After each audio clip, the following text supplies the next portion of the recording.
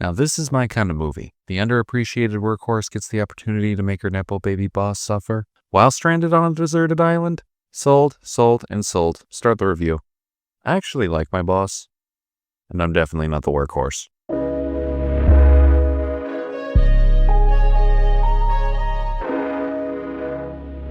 Sam Raimi's newest film stars Rachel McAdams as Linda, the underappreciated employee, and Dylan O'Brien as the Nepo baby boss, Bradley, who's taken over his father's super successful company after he passed away. The setup for the film sees Bradley inherit his father's company, puts his college friends in high-paying, important positions that take opportunity away from people who deserve it.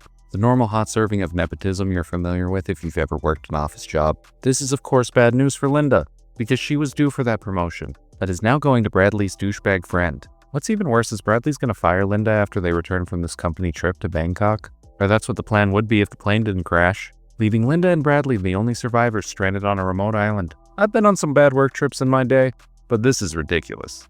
I just hope they remembered to pay Milton before they left. If they take my stapler, then I'll set the building on fire. Okay, well that sounds great. I'll talk to you later, all right? Bye. With this film being directed by Sam Raimi, I expected a lot of wacky imagery and gore, and I did get that, to an extent, but most of that comes at the end. Leading up to that, you have more of a light-hearted psychological thriller. I hesitate to say lighthearted. The depravity is kind of goofy, if that makes sense. It's giving Adolf and Jojo Rabbit. You know what I mean? Cigarette? Oh, no thanks, I don't smoke. Yeah, a lot of this film revolves around Linda trying to appeal to Bradley's humanity. Appealing to his humanity in a crazy way, sure, but trying to appeal to this spoiled brat nonetheless. And is that dance of persuasion interesting?